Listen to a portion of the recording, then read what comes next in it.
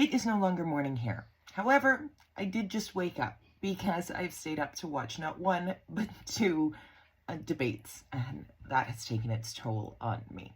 However, seeing as how the advanced polls open today, there are some things you need to know before you go and you vote. Now, usually my firesides are about economics and, a little bit about politics, but mainly economics. And I think by now you should all feel or know, I would hope that you know, but at very least you feel as though I am relatively unbiased, because I am. I called out the conservatives. I have called out the liberals. I am incredibly upset that polls are opening and there are no posted policies. There is no platform. And that is a disgrace to our democracy, because that means that our democracy is about team sports. And you are team red, team blue, team orange, and you as the voter, and they assume that you as the voter, we as the voters, have no desire to know what the actual costed platforms are. And that is revolting to me, because our democracy depends on those platforms. You cannot just vote on taglines. You should know what you are voting for. And that leads me into this. You may be a liberal voter. You may have always been a liberal voter. You may be leaning liberal this time. And I come with the receipts, but Mark Carney is the most corrupt liberal leader we have ever had. Think of all the ethics scandals that we lived through with Trudeau, and then imagine me saying those words. Mark Carney should not be leading our country. And here's why. Because as always, there are facts. This is not opinion. There are facts. So, we all know at this point that Carney worked for Brookfield from 2020 until January of this year. He was a Brookfield employee, and that's fine. That's fine that he was a private employee. The problem is how they paid him. The problem isn't how they utilized tax treaties. The problem isn't that he might have known what the tax department did, because he wouldn't have. He wouldn't have known about that. That wasn't where he worked, in Brookfield. He was not the head of tax avoidance and payment. That nothing to do with him. So that is a complete waste of time, that line of questioning. 100%. If we want to talk about taxes, and again, reporters this week have been asking him where he filed his personal taxes. As a Canadian citizen, you have to file your taxes in Canada. That does not mean that you pay your taxes in Canada. He could have, in theory, been paying nothing in any jurisdiction under the UK rules. It's a tax sucks. Tax law sucks. Go find a tax lawyer to explain it, and I hope that somebody in the media does. But he definitely filed his taxes in Canada. That does not mean that he paid taxes in Canada. Again, that is just using the tax treaties and the laws that are available. If the law's on the books, you really can't blame the person. Change the laws, right?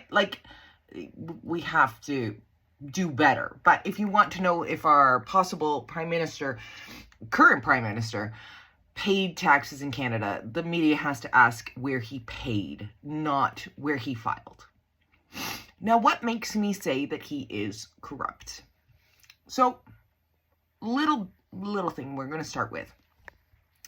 When someone is employed by a massive company, they're usually paid part of their payment in shares and stocks, right? You give them a vested interest in the company, not just, a salary, right? And then there is something called a vesting schedule. That means that for X number of years after those stocks or shares have been given to that person as part of their salary and or bonuses, that they cannot sell them for that number of years. So it's basically, you can't go and easily manipulate your own share value, right? Your stocks have to stay in locked in for this amount of time. You can't go out and make a deal with somebody else for the company and say, I know this deal is going to make the stock price go up, so I'm going to sell my stocks. Brookfield's vesting schedule is 5 years.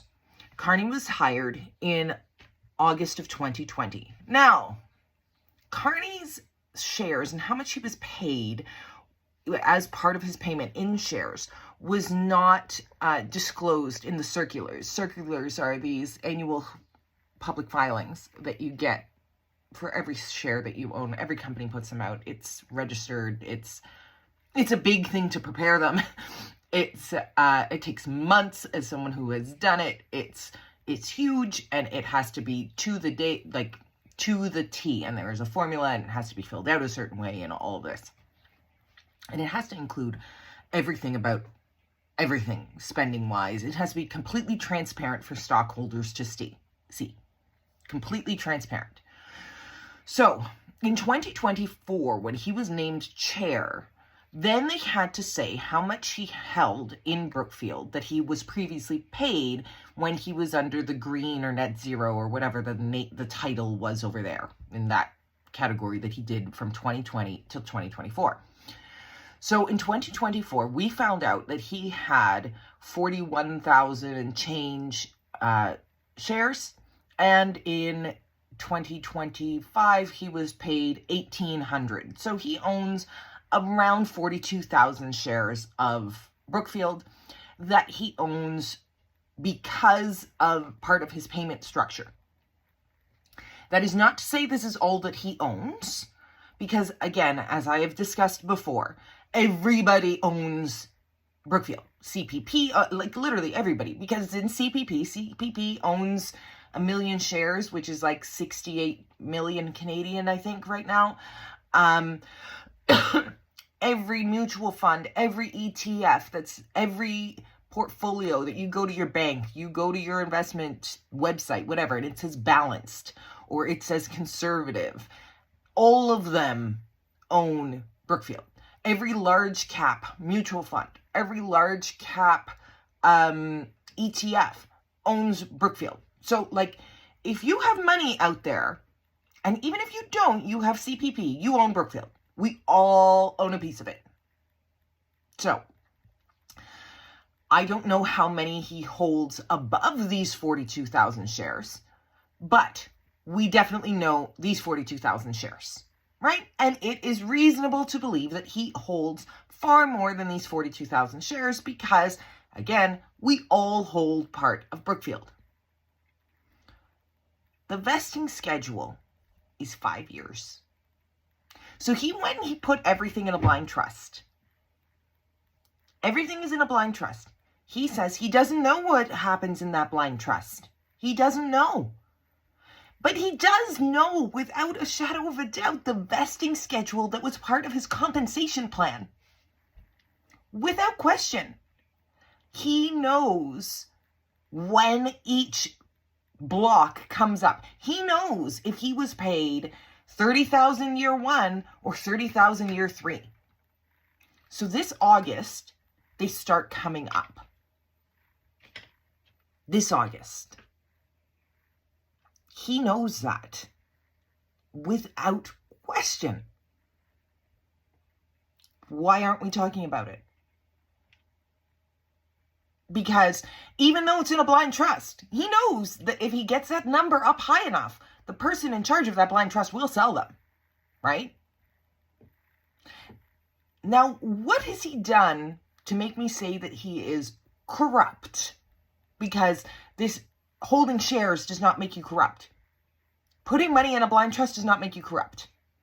Knowing your vesting schedule doesn't make you corrupt. It's only corrupt if you decide that you are going to put in place policies that make it so that you can influence the value of those shares. Now, we don't have a platform yet. I already touched on that. But we do have policies that he has announced. And there are 2 policies that are rather large if you look at it under the lens of Brookfield.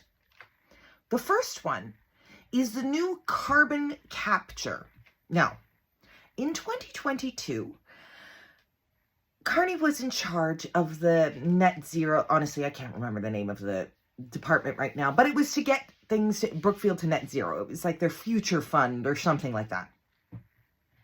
And he found a company called Entropy that makes it so that they have these carbon capture devices that go on top of smokestacks or whatever. And it's really nifty. And it's really good. This is nothing against Entropy. It was a solid investment for Brookfield. Then he convinced Justin Trudeau to implement Entropy products in Alberta and everywhere across the country. And again, a good way to lower carbon, to try and meet that carbon goal without taxing the shit out of people. Not a bad thing. Not a bad thing. The issue is that his current policy is to implement more of them. After he personally advised Brookfield to sign a $300 billion deal to purchase Entropy. So when he walks out there and he says, we're going to implement carbon capture, he's walking out there and saying, we're going to enrich Brookfield.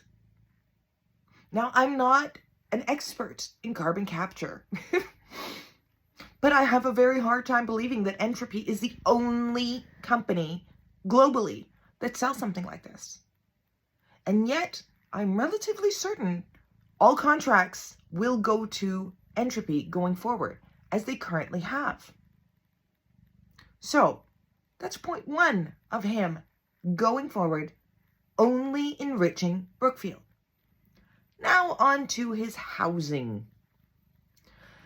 His housing announcement, aside from being complete bullshit, because there is no way to build 1,370 homes a day, it will tank home prices, putting in that much. There's a whole bunch of stuff. It's basically flooding the market, which will lower the values of everything, especially rentals, making mom and pop landlords get out of the market, putting their units up for sale at a lower price so they can be taken over by one of two companies who are the largest renters in North America, residential rental companies in Canada. And that would be BlackRock and Brookfield. Now, he has said in his announcements, and in fact, he said it in one of the debates. Again, I just spoke up. I can't remember which debate it was. Paying a small price of public funds to get private investment capital is a worthwhile spend to get 500,000 homes built.